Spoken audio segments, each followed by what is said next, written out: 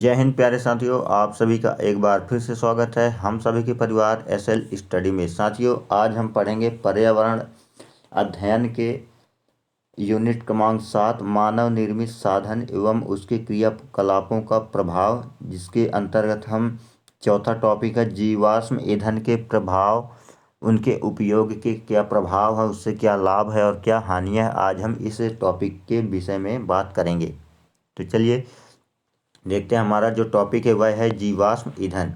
ठीक है, जीवाश्म ईंधन में कोयला, तेल और प्राकृतिक गैस शामिल है। तो जो जीवाश्म ईंधन होता है प्यारे साथियों, उसमें कोयला भी शामिल होता है, तेल भी शामिल होता है ना, प्राकृतिक गैस भी शामिल होती है। किसमें? जीवाश्म ईंधन में। ठीक है, इनका निर्माण लाखों साल पहले जीवित जीवों के अवशेषों से हुआ। तो इस जो ईंधन है, जो जीवाश्म ईंधन है, इनका जो निर्माण होता है वह लाखों साल पहले मृत जीवित जीव थे उनके अवशेषों से हुआ था।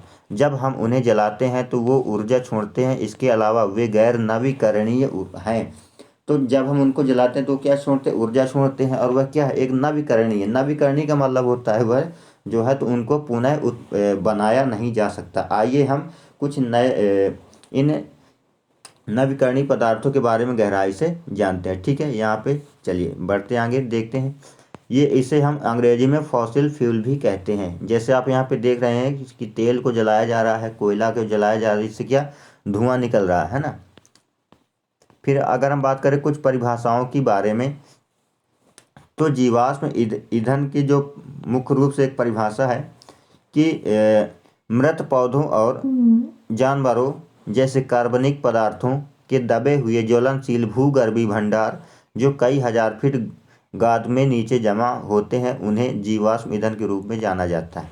जीवाश्म ईंधन क्या है कि मृत पौधे पौधे और जानवर जैसे कार्बनिक पदार्थ जब यह ज्वलनशील यानी भूगर्भीय भंडार में कई हजार फीट नीचे दबे हुए हैं, उन्हें क्या कहते हैं? जीवाश्म ईंधन के रूप में उन्हें जाना जाता है। क्योंकि यह जो पेट्रोल है, प्राकृतिक गैस है ना, ये सब क्या है? उन्हीं मृत जीवों के सड़े गले पदार्थों का ही एक परिवर्तित रूप है। मूल रूप से ये भंडार समय बीतने के साथ सड़ते रहते हैं और फिर प्राकृतिक गैस और पेट्रोलियम में बदल गए। तो यह जब हजारों लाखों साल पहले मृत हुए, पृथ्वी पे कोई आपदा आई, तो ये सब नीचे दब गए। इसके बाद क्या लाखों करोड़ों साल में ये जो है तो पेट्रोलियम और गैस में परिवर्तित होते हैं। ठीक है, चलिए फिर आगे समझते हैं कि ऐसा पृथ्वी की सतह के अंदर अत्यधिक गर्मी और दबाव के कारण हुआ। तो उनमें प्राकृतिक गैस और पेट्रोलियम में परिवर्तित होने का मुख्य कारण क्या था कि जो पृथ्वी है, पृथ्वी की सतह के अंदर बहुत ही अधिक गर्मी है, प्लाज्मा है, लावा के रूप में नीचे हमारी धरती एकदम तवे के तरल पदार्थ में वह डोल रही है। इस प्रकार जो है तो हमें इन गैर नवीकरणीय स्रोत भी कहते हैं, क्योंकि इन्हें पुनः प्राप्त करने में बहुत समय लगता है। ठीक है, आगे देखते हैं। अगर हम जीवाश्म ईंधन के प्रकार में बात करें तो जीवाश्म ईंधन के मुख्य 3 प्रकार हैं: कोयला, पेट्रोल और प्राकृतिक गैस। ये जीवाश्म ईंधन के 3 प्रकार हैं। कोयला एक कठोर पदार्थ है जो काले रंग का होता है और कार्बन, हाइड्रोजन, नाइट्रोजन, ऑक्सीजन और सल्फर से बना होता है। आपने कोयला देखा होगा, कोयला काला रंग का होता है ना। कोयले के भी कई प्रकार हैं, लेकिन यहाँ पे हम मुख्य रूप से कोयले के बारे में बात करेंगे। तो कोयला जो है तो इन जीवाश्म ईंधनों में सबसे कठोर होता है ना। और यह काले रंग का होता है और इसमें कार्बन की मात्रा, हाइड्रोजन की मात्रा, नाइट्रोजन की मात्रा और ऑक्सीजन और सल्फर से बना होता है। इन सभी जो गैसी तत्वों से यह मिलकर बना होता है। ठीक है, चलिए इसके अलावा पेट्रोलियम एक साफ और तैलीय तरल पदार्थ है। जो पेट्रोलियम जो हम देखते हैं सीएनजी है ना, डीजल, पेट्रोल, ये सब क्या है? ये पेट्रोलियम से ही मिलते हैं, जिसका रंग हरा या काला होता है। अंत में प्राकृतिक गैस एक स्वच्छ और गैस विषाक्त जीवाश्म ईंधन है। हम इन तीनों का विस्तार अध्ययन करेंगे। ये जो है तो ये जो पेट्रोलियम वह तैलीय रूप में होती है और जो प्राकृतिक गैस है यह जो है तो गैर विषाक्त यानी जो जहरीली नहीं होती। ठीक है, चलिए आगे देखते हैं। अब हम बात करेंगे कोयला। इसको हम थोड़ी फास्टली लेंगे क्योंकि ज़्यादा समय लग जाएगा। ठीक है, तो इसको हम फास्टली ले रहे हैं। ठीक है, चलिए कोयला जो है प्यारे साथियों उद्योग कोक, कोल टार और कोल गैस जैसे व्युत्पन्न प्राप्त करने के लिए कोयले को संसाधित करते हैं। यानी उद्योग कोक है ना, कोल टार और कोल गैस जैसे व्युत्पन्न प्राप्त करने के लिए कोयलों को क्या करते हैं, संसाधित करते हैं। कोयले के मुख्य 3 प्रकार हैं, वे जो निम्न प्रकार है। पहला क्या, एंथ्रेसाइट, बिटुमिनस और लिग्नाइट। ये कोयले के 3 प्रकार हैं। उच्च कार्बन सांद्रता वाला कठोर कोयला एंथ्रेसाइट है। जो एंथ्रेसाइट होता है यह सबसे सांद्रता यानी सबसे कठोर होता है और सबसे उच्च क्वालिटी का होता है। इसके अलावा ऑक्सीजन और हाइड्रोजन के बीच उच्च सांद्रता लेकिन कार्बन की कम मात्रा वाला कोयला लिग्नाइट है। क्योंकि लिग्नाइट भी यह अधिक कठोर होता है, अधिक क्षमता वाला होता है, लेकिन इसमें हाइड्रोजन और ऑक्सीजन की मात्रा कम होती है। अंत में बिटुमिनस कोयले का एक मध्यम रूप है। जो बिटुमिनस है यह कोयले का मध्यम रूप होने यानी बीच के, जैसे कोयले 3 भाई हो गए, बड़ा एंथ्रेसाइट, सबसे छोटा सबसे छोटा कौन था, सबसे छोटा बिटुमिनस था, सबसे छोटा लिग्नाइट था और बीच वाला बिटुमिनस था। ठीक है। फिर गठन की बात करें तो लाखों साल पहले निचले इलाकों में घने जंगल धरती में दब गए और मिट्टी उनके ऊपर जमने लगी और वे दब गए। इस प्रकार जैसे जैसे वे गहरे होते गए उन्हें उच्च तापमान और दबाव का सामना करना पड़ा। नतीजन क्या हुआ कि पदार्थ धीरे धीरे कोयले में बदलने लगे। कोयला बनाने की प्रक्रिया को हम कोयलाकरण कहते हैं। ठीक है, आपको समझ में आ गया होगा कि लाखों साल पहले क्या होते, घने जंगल थे हमारी धरती में, वह भूकंप आया, भूस्खलन आया, वह नीचे धरती के जब दब गए और जैसे जैसे वहाँ पे मिट्टी की परत बनती गई और वह नीचे जाते गए और अधिक तापमान होने के कारण उसमें क्या हुआ कि नतीजन क्या हो कि वह धीरे धीरे कोयले के रूप में बदलने लगे। कोयला बनाने की जो प्रक्रिया है उसको हम कोयलाकरण कहते हैं।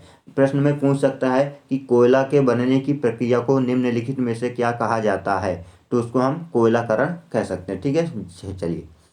शुरुआत में हम कोयले का इस्तेमाल रेलवे इंजन में भाप बनाने के लिए करते थे। जो हमारे भारत देश में सबसे पहले जो रेल चलती थी उसमें हम कोयले का ही इस्तेमाल किया करते थे कि क्या बनाने के लिए, भाप बनाने के लिए। प्रश्न में पूछ सकता है कि कोयले का इस्तेमाल रेलवे में क्या निम्नलिखित में से क्या बनाने के लिए उपयोग किया जाता था, तो रेल भाप बनाने के लिए। ठीक है। इसके अलावा हम इसका इस्तेमाल खाना पकाने और थर्मल प्लांट में बिजली बनाने के लिए भी करते हैं। इसके अलावा इसका इस्तेमाल हम उद्योगों में ईंधन के तौर पर भी करते हैं। ठीक है, चलिए बात करेंगे पेट्रोलियम की। तो पेट्रोलियम एक गंध काफ़ी अजीब होती है। पेट्रोलियम की गंध क्या अजीब होती है, क्योंकि petroleum gas diesel, paraffin wax, petrol और चिकनाई तेल आदि का मिश्रण है।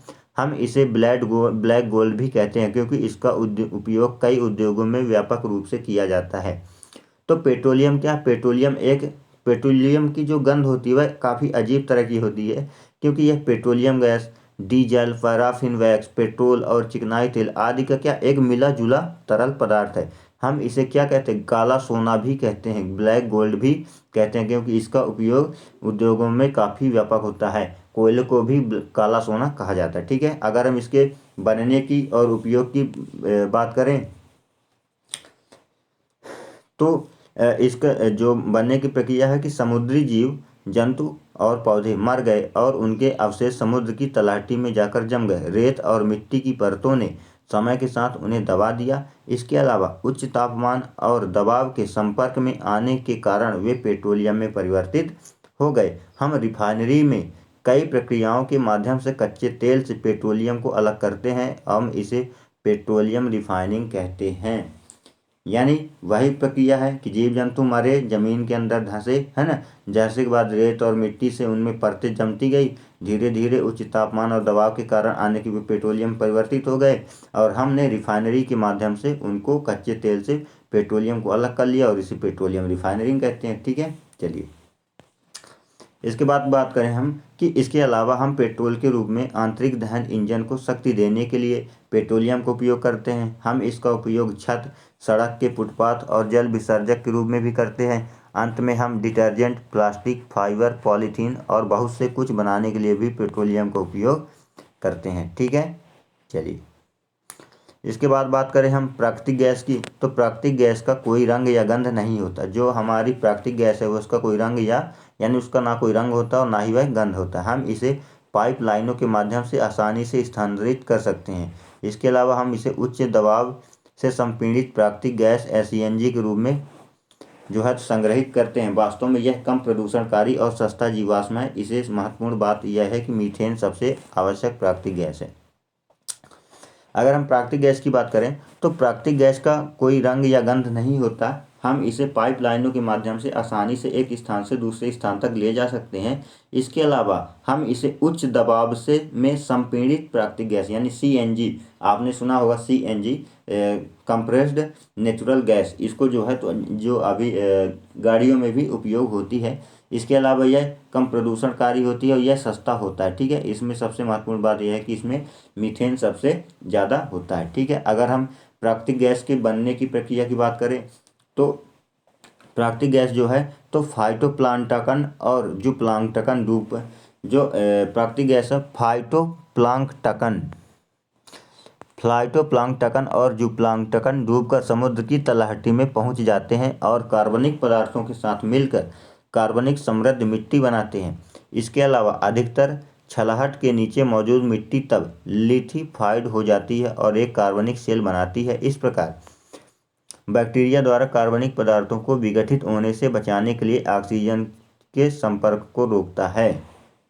तो जो प्राकृतिक गैस बनने की प्रक्रिया है वह क्या है कि फाइटोप्लांक्टन और जूप्लांक्टन डूबकर कहाँ चले जाते, समुद्र की तलहटी में, और कार्बनिक पदार्थों के साथ ये मिलकर समृद्ध मिट्टी बनाते हैं। ठीक है, इसके अलावा अधिक तलछट के नीचे मौजूद मिट्टी तब लिथिफाइड हो जाती है। ठीक है, और कार्बनिक सेल बनाती है। इस प्रकार यह बैक्टीरिया द्वारा कार्बनिक पदार्थों को क्या करते हैं, विघटित होने से बचाने के लिए ऑक्सीजन के संपर्क को रोकता है। ठीक है, चलिए सेल केरोजेनिक नामक मोमी पदार्थ में बदल जाता है। और इसके बाद क्या होता है, यह सेल केरोजेन नामक एक मेमू पदार्थ होता है उसमें बदल जाता है और 90 से 160 डिग्री सेल्सियस के तापमान के बीच यह प्राकृतिक गैस में बदल जाता है। हम प्राकृतिक गैस का उपयोग बिजली बनाने में, ऑटोमोबाइल के ईंधन के रूप में, घरों में खाना पकाने के लिए और रसायनों और उर्वरकों में शुरुआती सामग्री के रूप में शुरुआत करते हैं। ठीक है, हमने ये पढ़ लिया पेट्रोलियम का बनावट, पेट्रोलियम के प्रयोग, कोयला,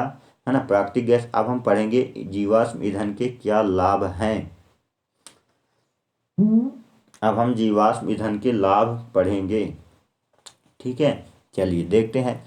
जीवाश्म ईंधन में एक ही स्थान पर बहुत अधिक मात्रा में बिजली बनाने की क्षमता होती है, क्योंकि जो जीवाश्म ईंधन होते हैं उनमें इतनी क्षमता होती है कि एक ही स्थान पर रहकर हम बिजली बना सकते हैं। इसके अलावा ये आसानी से मिल जाते हैं और लागत प्रभाव भी नहीं होती, यानी इनमें जो है तो ये आसानी से मिल जाते हैं और इसमें पैसा भी कम खर्च होता है। ठीक है, इसके अलावा हम पाइपलाइनों के माध्यम से तेल और गैस को आसानी से परिवहन कर सकते हैं। ये लाभ है ना, क्योंकि देखते हैं जो हमारी बहुत बड़ी बड़ी पाइपलाइनियाँ होती हैं जो ईरान इराक से हमारे भारत देश में जुड़ी हुई हैं, है ना, इसको जो है तो हम पाइपलाइनों के माध्यम से एक स्थान से दूसरे स्थान तक ले जा सकते हैं। समय के साथ ये सुरक्षित हो गए हैं। इनके अलावा हमारे अधिकांश बुनियादी ढांचे जो जीवाश्म ईंधन के उपयोग के माध्यम से संचालित करने के लिए डिजाइन किया गया है।